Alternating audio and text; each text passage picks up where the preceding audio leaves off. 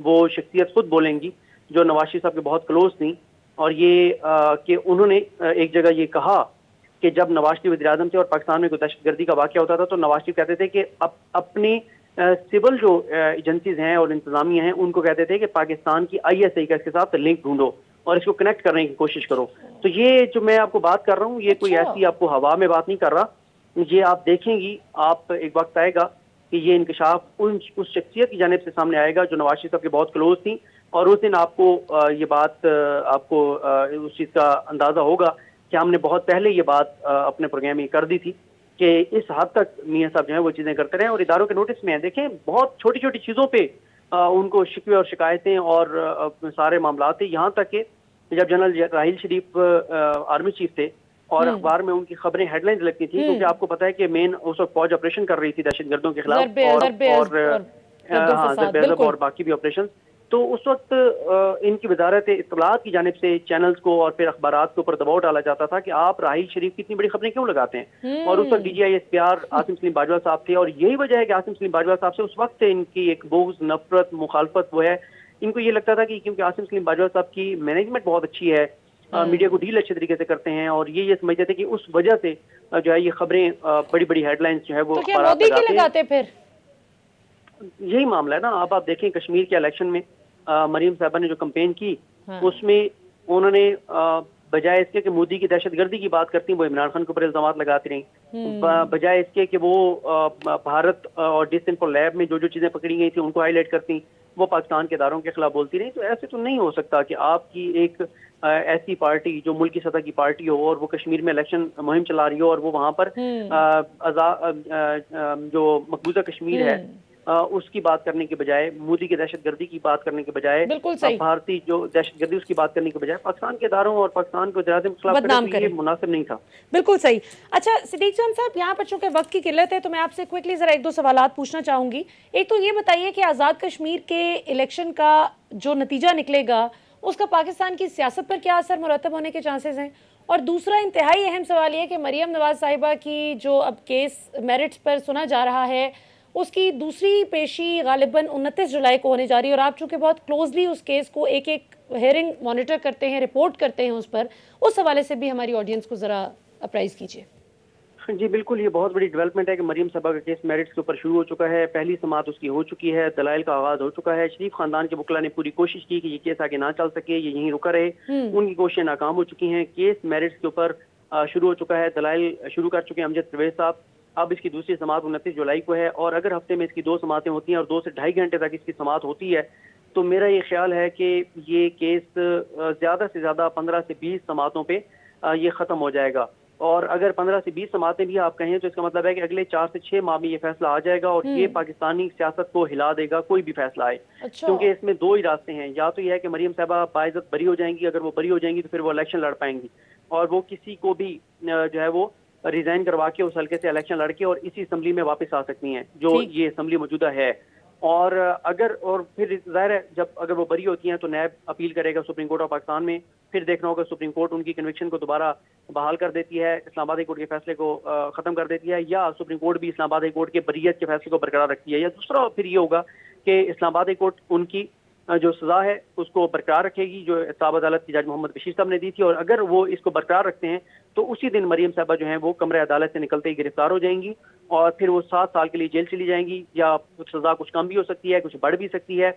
और फिर उसके बाद ये होगा कि मरीम साहबा की जानिब से, शरीफ खानदान की जानिब से इस फैसले को चैलेंज किया जाएगा सुप्रीम कोर्ट में, और सुप्रीम कोर्ट अगर उनको बरी कर देती है तो फिर वो बाहर आ जाएंगी, वरना फिर सुप्रीम कोर्ट से फैसला आ गया तो फिर 7 साल तक उनके जेल से बाहर आने के चांसेस खत्म हो जाएंगी और 7 साल उनको सजा मुकम्मल करनी पड़ेगी, क्योंकि सुप्रीम कोर्ट से ऊपर कोई फोरम नहीं है। तो ये इंपॉर्टेंस है इस केस की जो कि इस वक्त इस्लामाबाद कोर्ट में शुरू हो चुका है।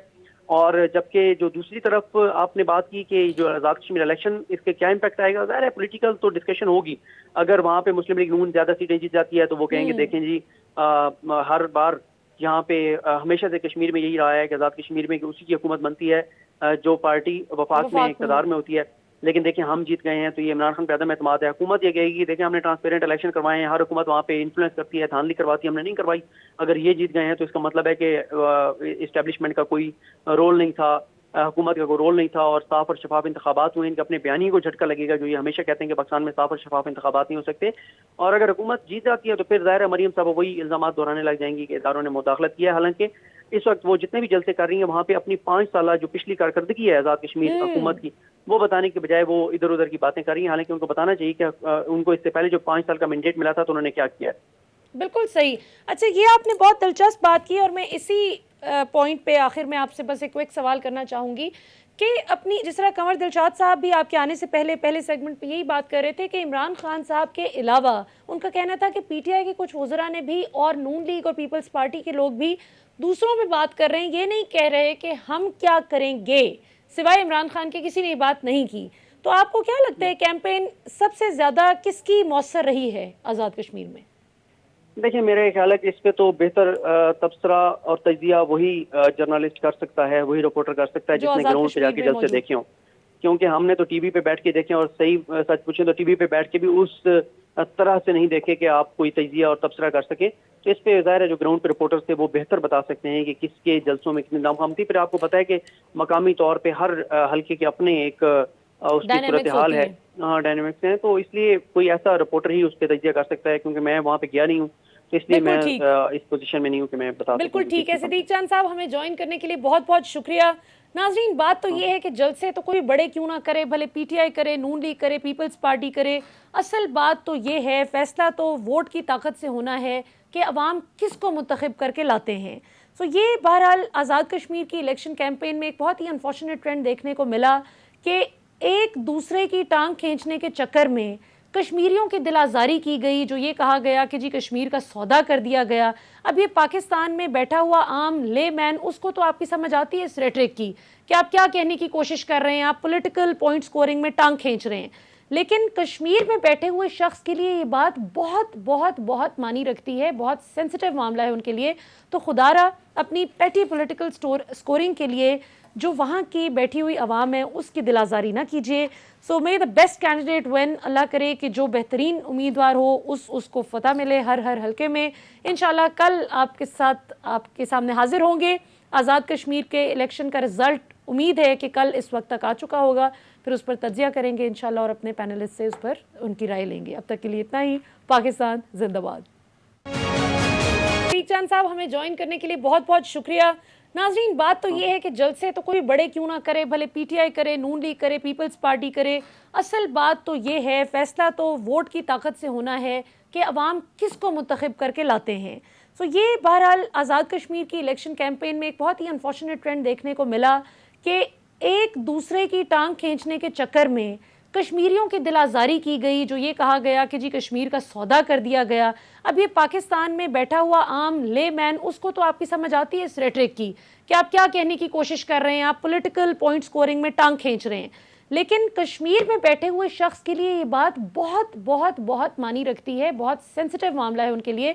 तो खुदारा अपनी पेटी पॉलिटिकल स्कोरिंग के लिए जो वहाँ की बैठी हुई आवाम है उसकी दिल आज़ारी ना कीजिए। So may the best candidate win. Allah करे कि जो बेहतरीन उम्मीदवार हो उसको फतह मिले हर हल्के में।